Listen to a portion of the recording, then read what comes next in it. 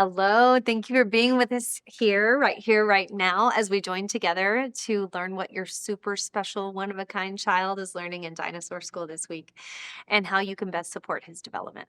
I hope you've had a positive experience so far catching your child being a rule follower and like doing his personal best, right? I hope that's been a good experience so far. Keep it up. I want us to start off today telling you something that is foundational to our Dinosaur School for Parents parent training. We teach something called the parenting pyramid, and we start at the bottom because it's really so critical to build these foundational skills, such as we have here child directed play, listening, positive attention to your child. These are skills that help build a secure, loving, and trusting attachment between you and your child. And it's just so critical to learn those skills first. In fact, you'll find that once you have this foundation firmly in place, you have fewer behavior problems to manage.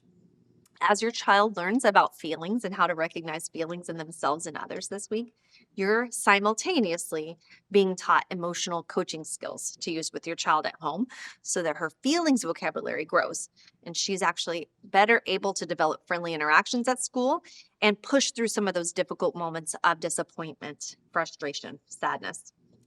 This week's Dinosaur School friend Wally fancies himself as somewhat of a detective. He likes to help us solve problems and look for clues. We say, use your clues. This is a magnifying glass. And there are three clues that we use when we're trying to figure out how somebody's feeling. The first way is to look at their face, and we use body. We look at their body to see how they feel, and we listen to what they're saying, and we listen to the tone of their voice. The kids love to do that. So those are our three clues, and we can get a pretty good guess at how somebody might be feeling when we look at those clues. We talk about how sad feels in our body. We talk about how sad looks out here. We talk about anger and how that looks, and how generally thumbs up and thumbs down feelings look and feel in our bodies. We teach them that having thumbs down feelings isn't bad, but that thumbs down feelings sure don't feel good inside, right? So we want to do what we can to cope and to make others' thumbs down feelings turn into thumbs up feelings again. What can we do as a friend to make somebody feel better when they're having a down day? So let's talk positive emotions. Pretty straightforward. At home, this is your homework. Practice noticing and labeling each emotion you see. A good rule of thumb is to label 5 times more positive emotions than negative feelings in your child. You look like you're really excited to go to the park. Your whole body is bouncing.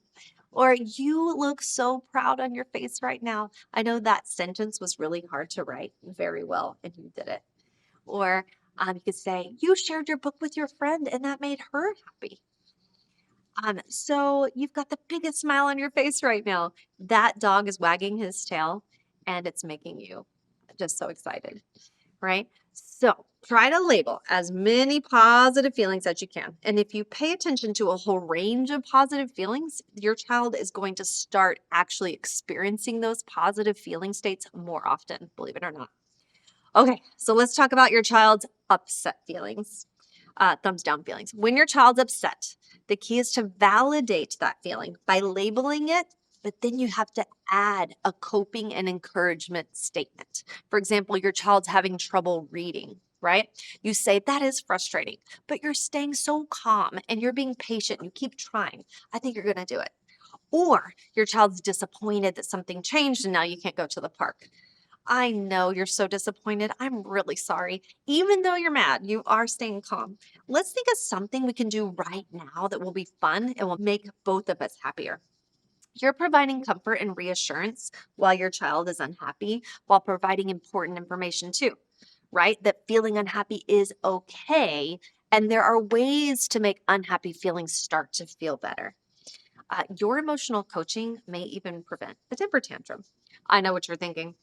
My child is so angry sometimes that she's not in a space to listen or accept any kind of coaching, right? But in parenting class, we talk about modeling being calm ourselves and how modeling our own self-regulation contributes to your child's ability to self-regulate. Think about how much of the time you're modeling effective emotion coping strategies in front of your children. This week, focus on labeling feelings. This is your homework. focus on labeling feelings, using your feelings detective clues. Remember, there are 3. You're looking at their face, their body, listening to their voice. Try to spot 5 positive feelings for every 1 negative feeling.